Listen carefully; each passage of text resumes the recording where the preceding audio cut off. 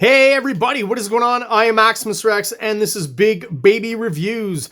Wildcard week ends today, day 7, and today we're looking at Black Hood number 2 from Red Circle Comics Group. This is from 1983. And why are we looking at this issue? Well, the cover should tell you if you know anything about, kind of artists in the comic book world. Then you know about ALEX TOTH. So listen, when it comes to ALEX TOTH material, I have very little. I think this is basically the only one I have, and I keep kind of losing it and then finding it again, losing it and finding it again. So this is not going to be a very long review today, just because ALEX TOTH's kind of contribution to this issue is pretty small. But I think it's important just because, again, he's kind of that artist that everyone talks about when it comes to composition and simplicity and, economy of line and just being very efficient with very little. Everyone talks about ALEX TOTH, right? And he finds very simple, clear, clean, printable images, I guess is how I would describe his work, right? So the cover here is no exception to that rule. Looks very good and tells you everything you need to know about the Black Hood himself, finding a bunch of old-timey mobsters here. At least they look that way. ALEX TOTH, I would imagine by 1983 is getting on in years. And, a lot of those older artists were still kind of depicting 1930s, 1940s-ish kind of mobsters and their stuff, which is kind of fun, I gotta say. I could see how, it's almost that Dick Tracy thing where all those, mobsters tended to have, or at least caricature-wise, when you would draw them, very distinctive faces and cartoony faces. Again, Dick Tracy's the best kind of example of that, right? And how that worked. As gruesome as the villains' faces in the movie were, they were actually just originally intentioned to be kind of cartoonier versions of characters who already existed, whose faces, I guess, were out there in the public eye, right? Al Capone and all these other guys. And he does give you also the information that it's going to be co-featuring the Fox, which is actually the story he works on in this one. It's kind of like an anthology. So we've got Black Hood in the first 2 stories with 2 different artists who seem to be also kind of like ALEX TOTH, maybe of the older generation. And then we've got ALEX TOTH on the Fox story. So you've got him on the cover here. Very dynamic foreshortened shot of our character here. This back shot kind of iconic in the sense that I always think of that first detective comic, that first appearance of Batman, Detective Comics number 27, where you see the mobster from the back and he's looking at Batman with the mobster under his arm. Anyways, I gotta wonder, I'm just throwing this out there, is Spider-Man number 1 kind of an homage basically to that first Batman cover? Is that possible? Spider-Man's kind of doing the same thing on the cover there. Just thought about that now, popped into my head. And ALEX TOTH also provides the back cover here. Interestingly, I would say, to me, this almost is uncharacteristic of most ALEX TOTH art I've seen. There seems to be a lot more hatching going on and more finicky kind of detail in the face, which he usually shies away from. So not that he's doing it in any kind of horrible way. I think it looks pretty good. It is adding kind of the dynamic shading and the lighting effect and stuff, but maybe a little bit unusual for him. So I will go through the first few stories just real quick. I do feel they may have picked these artists. First one, I will give him credit. Pat Boyette is the artist on this one. Someone who's kind of got a Toth affinity, I guess, in his artwork, if it's not quite as dynamic. There's something weird going on here too. I don't know if it's because of Toth's inking tools or just, printing processes at the time, that these first 2 stories seem to be a lot crisper as far as the ink and the blacks go and the line work. Right? As you can probably see as I move through this comic. The second story as well, drawn by Dan Spiegel. Okay, so not quite as Tothian as the first guy, I would say, but definitely still more old school and very illustrative. Illustrative. I think I'll say it like that now. Like this kind of caricature here. That's pretty good.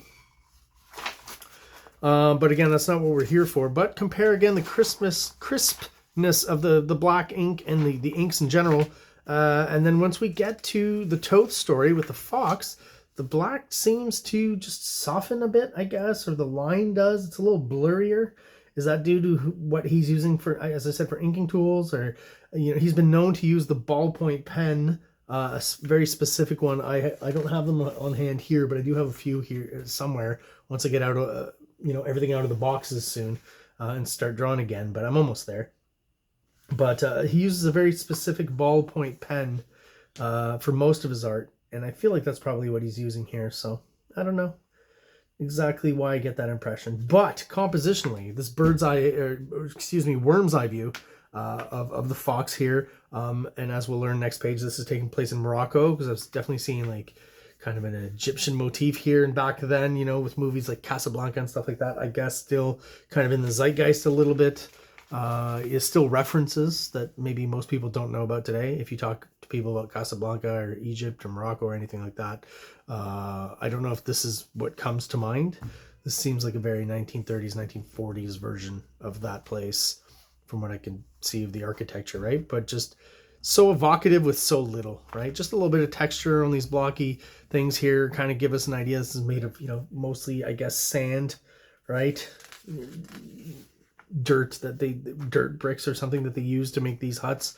The roof here, you know, probably some straw or something, but just again, very simple and effective lines to convey so much. The shading is great with these little, you know, hatching lines.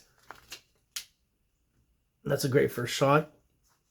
I've always loved Toth's lettering and how he works it into his own art, and he basically letters his own comics. I think that's a huge plus in his case, just because it keeps everything 100% consistent. You know, when the same hand is doing everything, it really helps reinforce the coherence of the art altogether.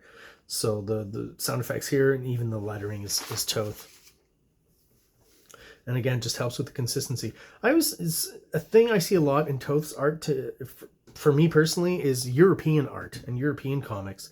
And I don't know if that's mentioned a lot or if people are aware of it, but I feel like he probably had an early look at a lot of European comics. And there's a little bit of cartooning from that European kind of persuasion that I can see here. There's stuff that kind of works with something like Tintin or Tintin, I guess is how you call it in English. In the way the action is depicted here when he punches him, you know, instead of showing multiple punches, you've got these multiple little effect splashes, which, you know, really quickly you understand is just extra punches, right? So he's shown punching once, but he's probably punched him 4 times, right? Interesting little things he does with the lettering as well, in the phylactery, the bubbles right here, because he has got a question, not a full line, but kind of a surprised kind of effect, right? That works really well. The dazed effect, he uses stars a lot throughout this strip, which I think is really cool, and ballsy to just throw in some stars. And like, that's all of this is a lot of cartooning that gets lost over the years, you know. I think if you look at modern Marvel and DC comics, you're not going to see any of this stuff in your mainstream Marvel DC comic. And that kind of sucks, because this stuff is some of the fun stuff of cartooning and comic books.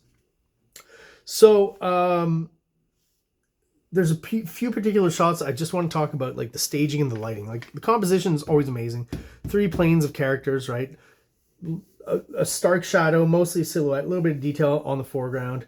You know, a lot of shadow, just a bit of light reflection in the back here on our middle ground figures. And then our background figures here are fully in light, right? Funny enough, in a dark background. But just how little he has to do here. He just drew a bunch of weird lines, and you can right away see, I'm assuming, some guy here kind of with a trench coat and 2 ladies who are maybe wearing the hijab or something. Like, just so few lines evoke so much with Alex Toth.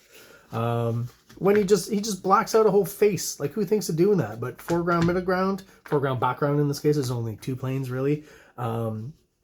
It really just helps to separate them very well. And what's he drawn over here? Like, you know, who's gonna draw the back part of a guy's head? You know, the hat, the ear, and the neck in a panel, and that totally works because we've seen the character before, right?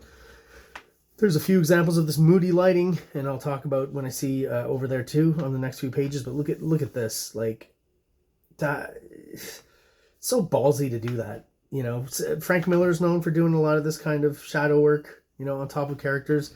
I just the balls to pull it off. I don't know if I'd have the balls to try it, you know. And I don't know if I'd be afraid it wouldn't look as good, right? But yeah, his shadow play is just great. This guy's obviously a shadowy figure following them from the background, right?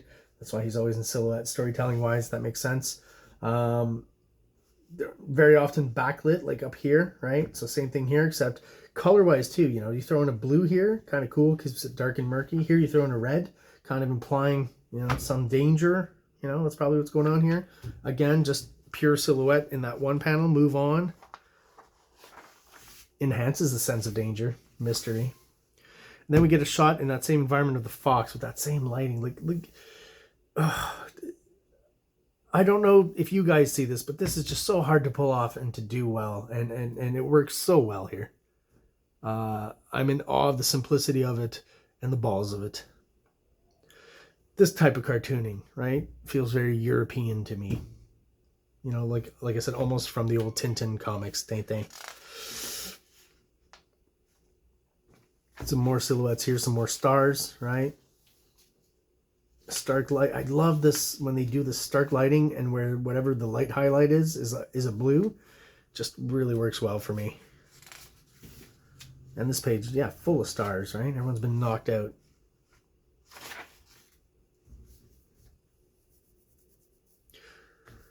He's smart, even in the layout. Like, for example, this is a panel where he's had to add a lot more dialogue, and dialogue is taken up pretty much half the page, right? Well, then he knows to concentrate the action in the little bit of section, even less than half, that he's got down here, right? He's not drawing anything important in and around here. He knows that really, ultimately, you know, it's almost as if this would be one whole panel of dialogue, and this is the image down here, right? So smart. This is a great shot from above, looking down. How he varies the angles all the way throughout. Another great silhouette here, you know. And this is your establishing shot.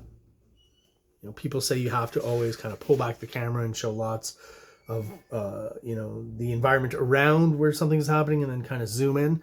He's just going right for it. Pure silhouette. This probably took 5 minutes to draw, and he's on to the next panel. And we know exactly, you know, pretty much where he is.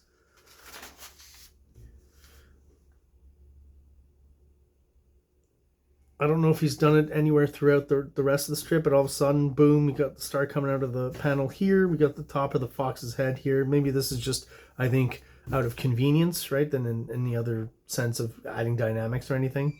Maybe, you know, deadline-wise, he was like, oh, the head doesn't fit in there, so I'll just have it pop out.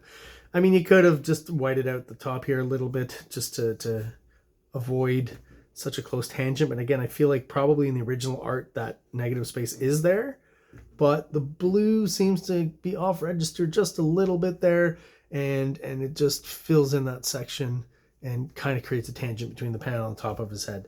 And again, the printing that seems to be a little bit muddled, or, you know, definitely doesn't help that either.